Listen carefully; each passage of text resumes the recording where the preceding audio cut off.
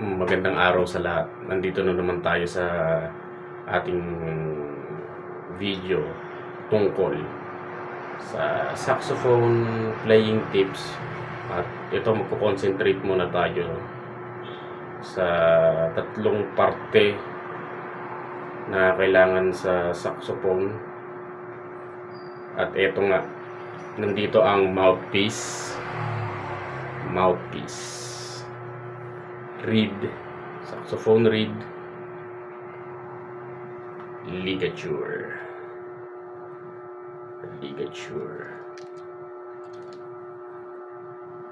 Ayun,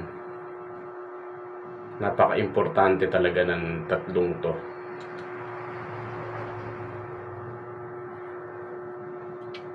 Sa pagtugtog ng saxophone, obvious naman na pag walang mouthpiece ang saxophone, hindi siya tutunog.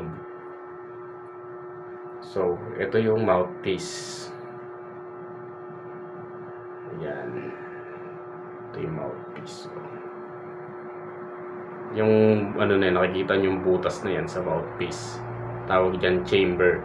Dyan dadaan yung hangin pag hinipan mo at tinugtog mo ang saxophone. Ito, mahalaga to, itong reed, dahil ito yung magbibigay ng vibration kapag tumugtog ka ng saxophone o hinipan mo yung mouthpiece ng saxophone. Dahil sabi nga sa science na ang sound ay it travels through vibration. So ito yung magbibigay ng vibration sa mouthpiece habang hinihipan mo para mag-travel yung sound. Ito yung ano ng reed, ito yung purpose din niya, yung vibration sa pag-travel nung hangin at nung sound para sa pagtugtog sa saxophone.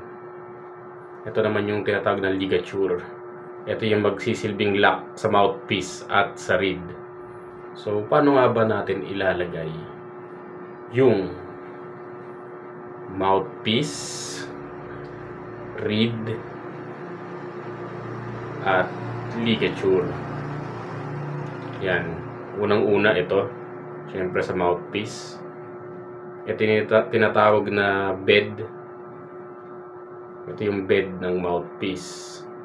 So yung pinaka makapal na portion ng reed dito, ito. Yan. Ito yan.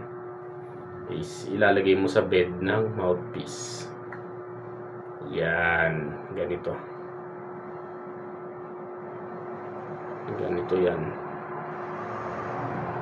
yan. So, hawak mo na tong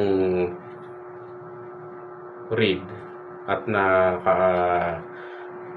hawak ka na din sa mouthpiece kasama ng reed. Yan. Unti-unti mong ilalagay yung ligature. Unti-unti or dahan-dahan lang. Kasi sensitibo tong parte ng reed na tong nasa may ano niya, sa may tip sa dulo. Manipis kasi to. Kaya kailangan kabit ng maigi to. Yan, dahan-dahan. Yan. Ngayon, kabit natin yung ligature. Yan.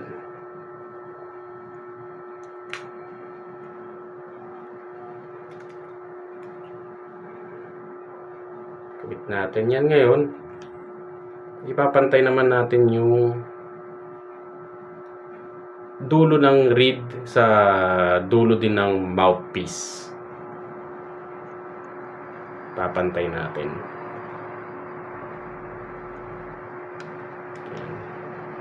Pantay natin. I-adjust mo lang dito. Dito. I-adjust mo. Pagpababa. Pag patataasin mo ng konti, yan dito. Dito mo siya. Tulak mo siya. Ngayon, check natin kung pantay kung pantay yung dulo ng reed sa dulo ng mouthpiece.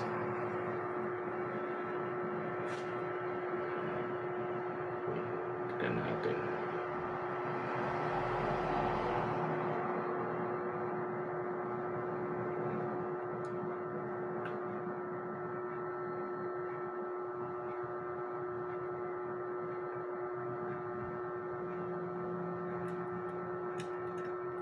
Yan.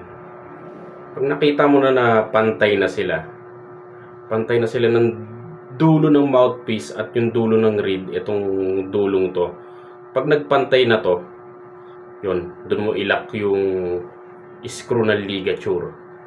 Ngayon, para malaman natin kung maayos ba yung pagkakalagay natin ng reed sa mouthpiece, testingin natin, hihipan natin to.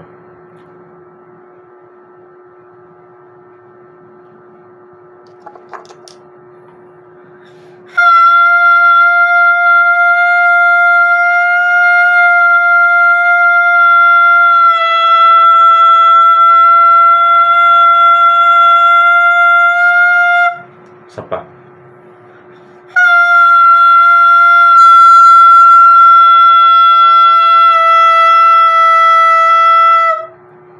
Yun.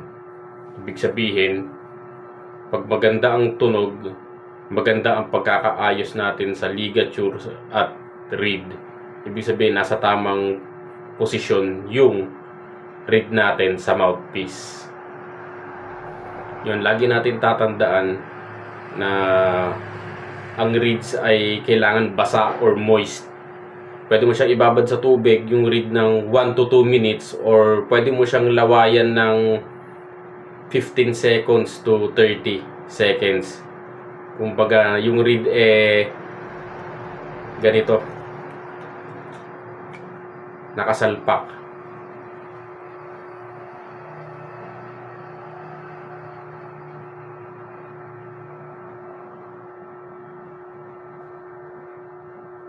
Yun. Kahit mga 15 seconds to 30 seconds, okay na yun. Pero kung gagamit ka ng tubig, kumuha ka ng baso, lagyan mo siya ng tubig,